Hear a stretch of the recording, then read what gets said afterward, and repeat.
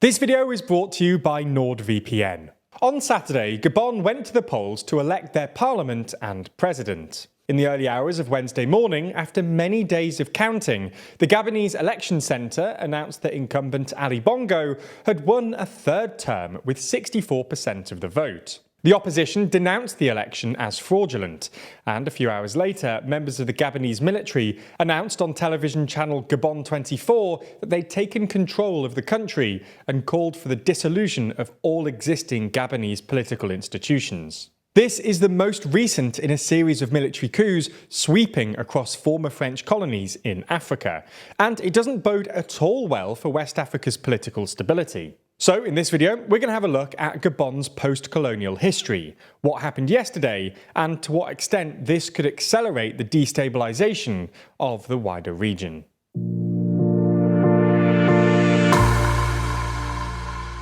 Before we start, if you haven't already, please consider subscribing and ringing the bell to stay in the loop and be notified when we release new videos.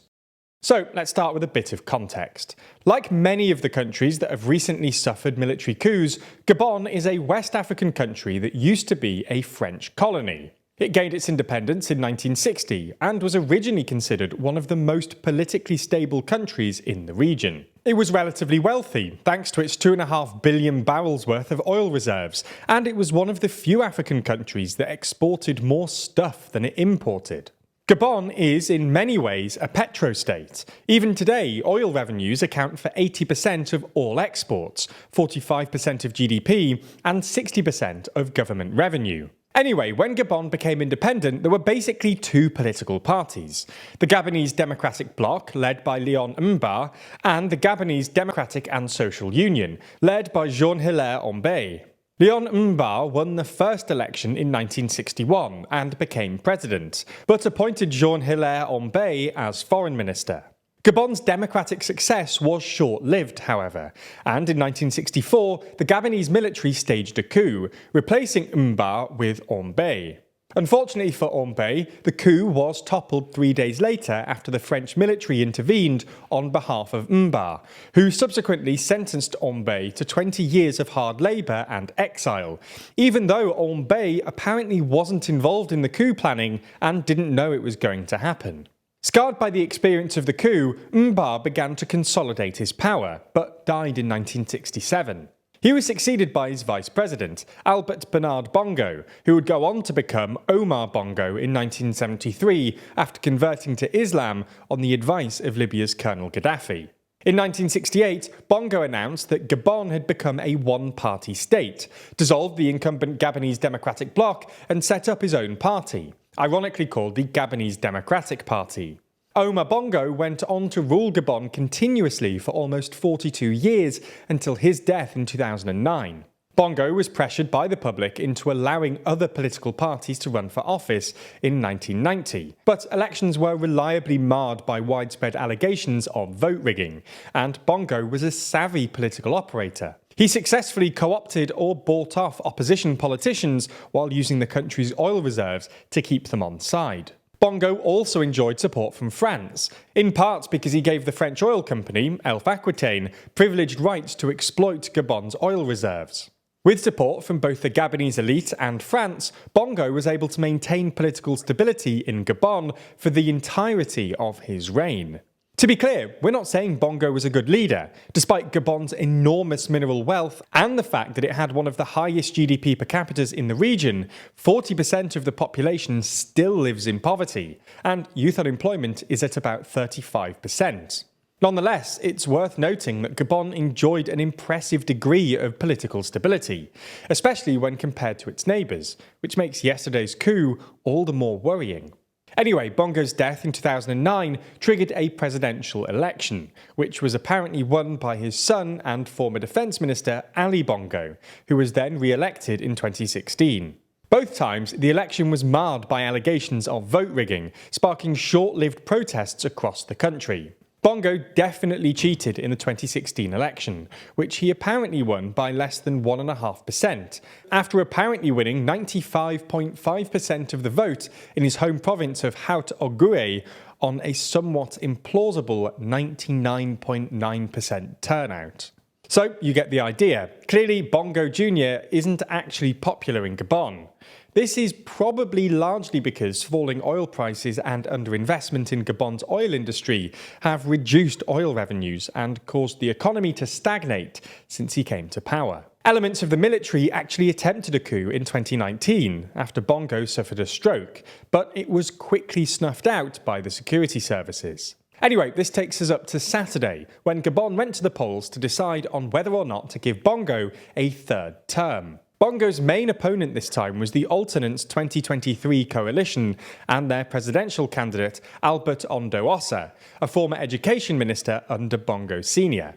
Even before the polls opened, the opposition were complaining that the new electoral system, which was rushed through by Bongo earlier this year, would unfairly benefit the ruling party, both because it's too confusing and because it now means presidential candidates only need a plurality of votes in the first round to win. Fears of unrest weren't helped by the fact that Bongo then refused to admit international observers, suspended certain foreign broadcasters, cut internet access, and imposed a nationwide curfew after the poll.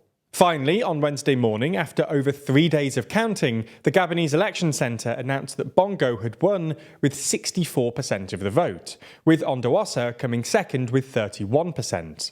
This didn't go down too well with the military, and in the early hours of Wednesday morning, a group of senior military officers, calling themselves the Committee of Transition and the Restoration of Institutions, announced on Gabonese TV that they'd seized power, and that the election results would be cancelled, with all borders to be closed until further notice and state institutions dissolved. At the time of writing, it's hard to know exactly what's going on, but footage doing the rounds on social media seems to show people in the capital of Libreville coming out in support of the military. It's unclear what happened to Bongo, who hasn't been seen since Saturday. If the takeover succeeds, which currently looks likely, Gabon will join a growing list of Central and West African countries to experience military coups in recent years, including Guinea, Mali, Burkina Faso, Chad, Sudan, and most recently Niger. Obviously, this is bad news for regional stability, not least because coups usually precede more coups.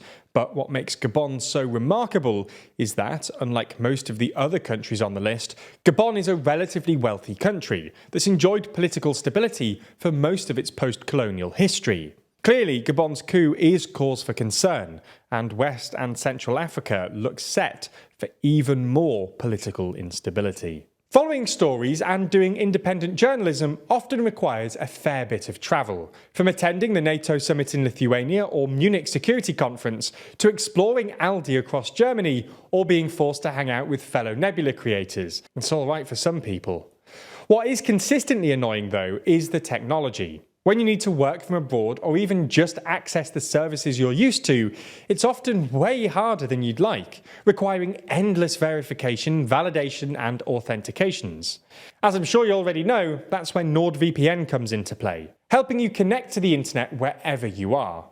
Whether that's connecting back at home so your work account doesn't freak out, or connecting to another country from the comfort of your living room to get discounts on your next trip. That's right, very often other countries get cheaper prices for flights, with research finding US consumers pay up to 3 times more. NordVPN are actually currently running a major back-to-school promotion, which means that when you sign up for a 2-year plan, you not only get a massive discount, but you also get an extra 4 months. That's a huge discount if you click our link. Plus, Nord will keep sponsoring TLDR if people click it. We've been told that sometimes when people hear us talk about NordVPN, they open up a tab, start searching, but they don't click our link. I'm certainly glad that they get the service, but you only get the discount and you only support the channel through that link. So if you're trying to improve our journalism by signing up for Nord, use our link when you do, and you'll get their great service at a discount.